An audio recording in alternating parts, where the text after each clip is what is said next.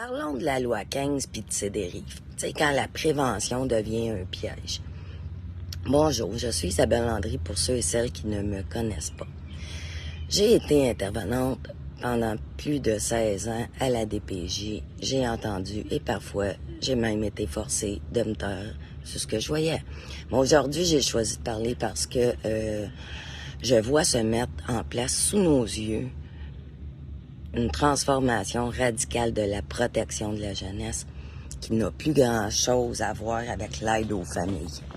Puis, je peux pas laisser ça faire sans me taire. Fait que j'aimerais vous amener à réfléchir aujourd'hui sur plusieurs nouvelles mesures qui ont été mises en place, toutes présentées comme des avancées, mais qui cachent sous leur vernis des conséquences très inquiétantes pour les familles. Voici ce qu'on nous vend et ce que ça risque vraiment de produire sur le terrain pour les familles déjà fragilisées par le suivi de la DPJ. Le fameux projet de loi 15. Bon, évidemment, qui met l'intérêt supérieur de l'enfant sous un angle qui peut ne plus inclure les parents biologiques dans sa vie. C'est ça qui est ça. Également, sous peu, si ce n'est pas déjà été adopté, la famille sera réglementée dès la naissance de l'enfant comme un couple marié. On veut désormais instaurer des plans dès la grossesse, comme si certains parents étaient coupables d'avance. Hein?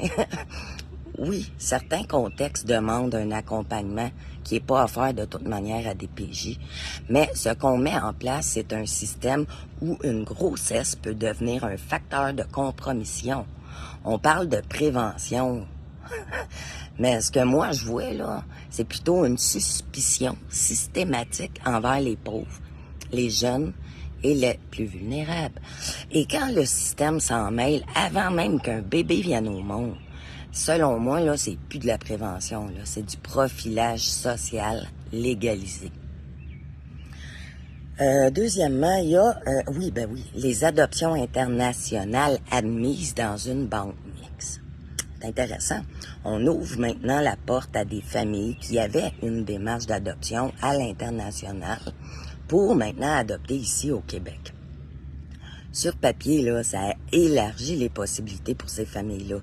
Mais plus qu'il y a des familles prêtes à adopter au Québec, plus on coupe vite les liens biologiques des familles en besoin. Puis, c'est pour ça que les enfants aussi sont moins retournés dans leur famille biologique qu'avant. C'est pas un hasard. On ouvre des portes en fermant celles des familles biologiques. C'est ça qu'on fait. Il y a aussi l'unification des tribunaux familiaux et de la DPJ. Hein? On fusionne les tribunaux pour fluidité, dit-on. Mais ce qu'on fait en réalité, c'est judiciariser encore plus la souffrance. Les familles vont se retrouver dans un système où tout devient une preuve contre eux autres, là. Puis on ne cherche plus à réparer, mais à administrer. C'est ça qu'on fait. On remplace l'accompagnement déjà pas là par une procédure, des protocoles. On retire un enfant, on passe à l'autre dossier. Merci, bonsoir. Puis pendant ce temps-là, on parle encore de l'intérêt supérieur de l'enfant. Mais depuis quand l'intérêt de l'enfant, c'est de perdre ses repères, sa mère, son père, ses racines, ses frères, ses sœurs pour un formulaire mieux rempli?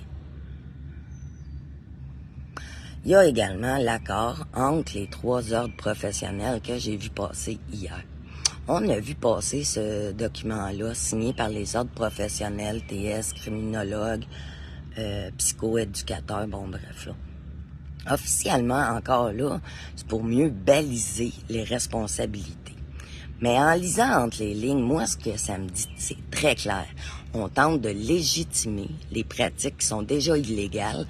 Tu sais, des agents de relations humaines sans permis, sans formation clinique, qui évaluent, jugent, classent et enlèvent les enfants. On donne une façade de légitimité à une machine qui fonctionne déjà sur le dos des familles. Hein? On n'a pas assez de payer le salaire, ils enlèvent nos enfants. Puis ce sont ces mêmes professionnels qui, dans le silence ou par peur, valident l'inacceptable. Je vous le rappelle, hein, mes ex-collègues. Bref, ce que je conclus de tout ça, c'est que c'est une question de fond. Est-ce qu'on est vraiment en train de bâtir un système qui protège les enfants ou un système qui redistribue selon les besoins de l'État? Est-ce qu'on veut vraiment aider les familles ou juste classer les cas plus vite pour vider les files d'attente?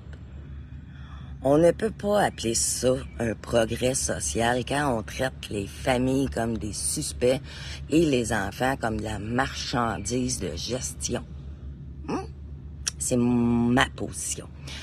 Moi, je peux pas croire qu'en 2025, si la judiciarisation de la souffrance humaine soit devenue une stratégie rentable pour nos institutions. Alors, je vous laisse avec cette simple question cruciale. Combien de vies on est prêt à briser pour maintenir les apparences d'un système qui se dit protecteur, mais qui agit désormais comme répartiteur de drames? Merci d'avoir été là. Bonne réflexion et surtout, à la prochaine. Bonne journée.